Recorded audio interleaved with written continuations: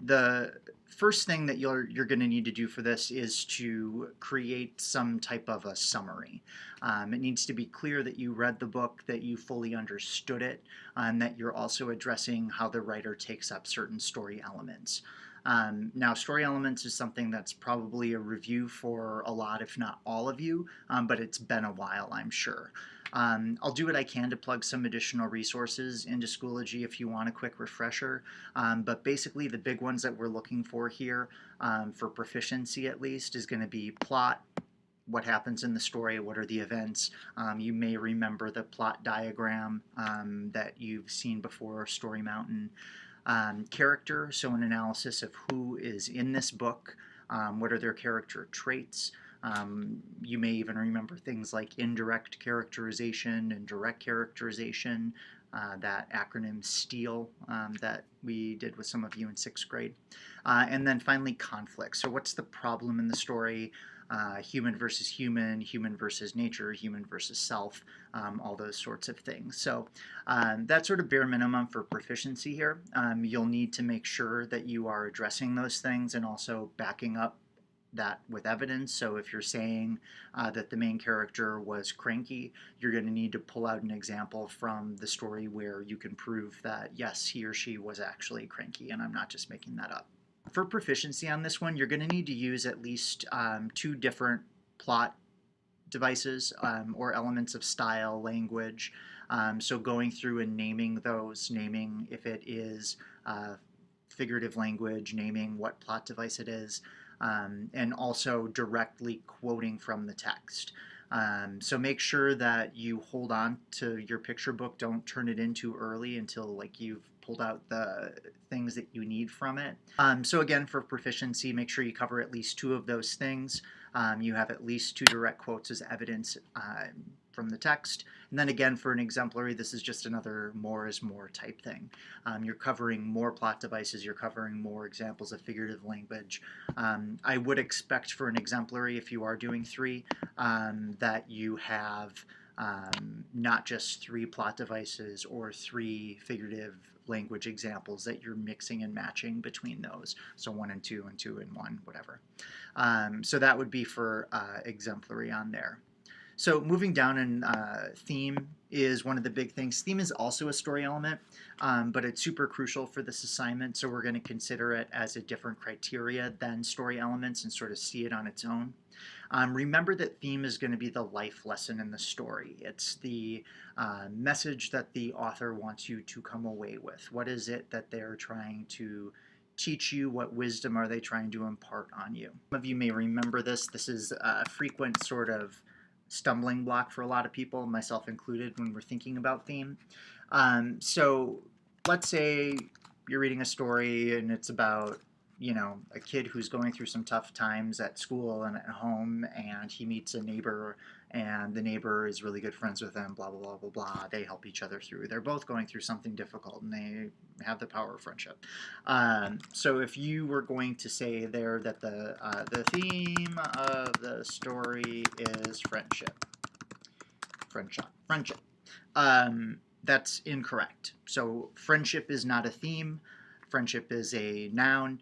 And at best, it is a topic, a subject of your story. Theme has other elements in it. So a theme is going to equal a topic plus a position. So the author's sort of perspective, their position, what they're trying to say about that topic. So instead, a better one for that hypothetical story about neighbors being friends, let's call that book Friends That Are Friends but Also Are Neighbors, the book. So for a theme statement there, theme statement should be, usually it's just 1 sentence. I suppose it could be 2 if your 1 sentence is really clunky, but make sure that you have the topic and the position. So in this case, with that synopsis that I gave you, theme statement could be, you know, through the power of friendship, everyone can overcome hardships. Pretty cheesy, pretty dumb. For proficiency, you should have at least one specific quote from the book. And then for exemplary, again, maybe the theme is a little bit more sophisticated, I guess.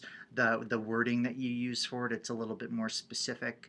You want to make sure that your theme doesn't apply to like every single story in the world. You don't want it to be super broad, but you don't want it to be so specific that maybe it just covers the beginning of the book instead of the end, because stories would have a lot of different not right lessons if you just focused on the beginning without how the story ends. So just make sure that it covers the entire thing, but at the same time it's not so broad that it's meaningless and could fit for virtually any story that you've got.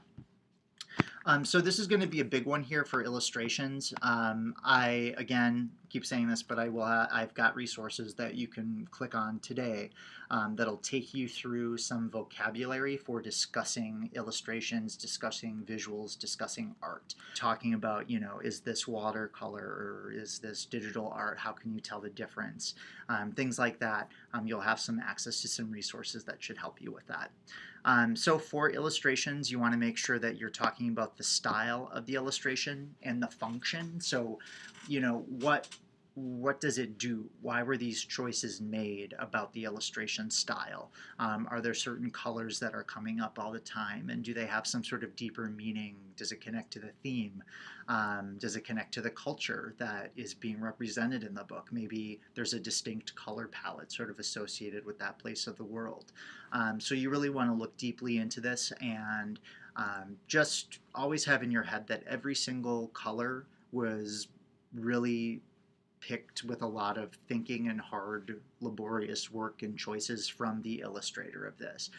They didn't just reach into a marker bin and pull out and be like, oh, I guess I'll make it a yellow house or something, you know. There's a reason behind every single choice that an illustrator makes, just like every single author makes those choices. You should talk about two specific examples. I think the easiest way to do that is just by literally taking a photo or scanning, actually, two pieces of art from your book that you really want to pick apart and talk about. Why proficient, 2 examples, 3 examples for exemplary on that.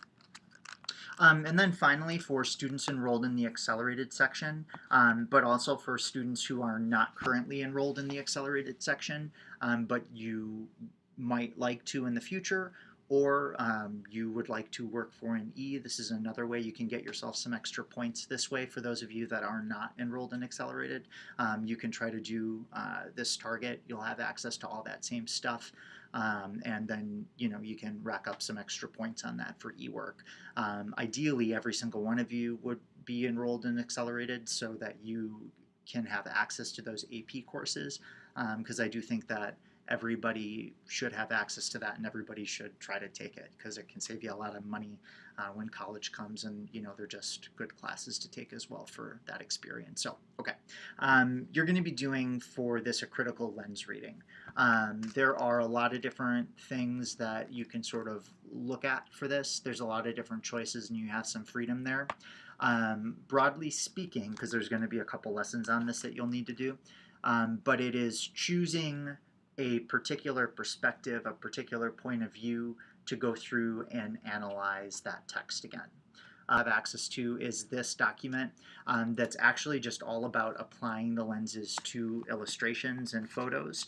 And here they run through the 4 main types: social class, gender, feminism, race and ethnicity, and a historical lens too.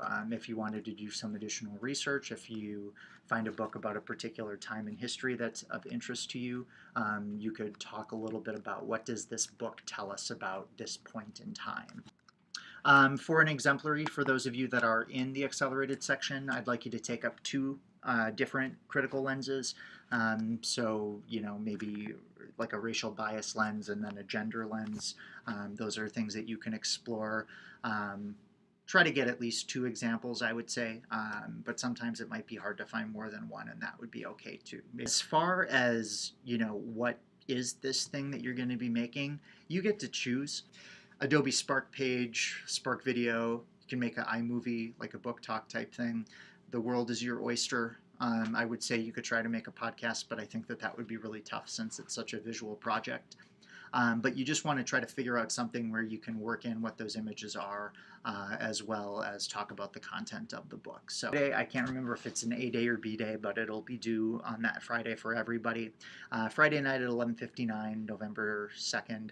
If you do not get it into me by 11:59, you will not be able to make any revisions to it. If you do get it into me by 11:59, you'll have the entire next week to make revisions. And if you don't turn it in on time, you got to get it to me by the last day of the quarter. But whatever you get is what you get. Let me know if you have any questions, and I look forward to hearing about your books when I see you next. Thanks.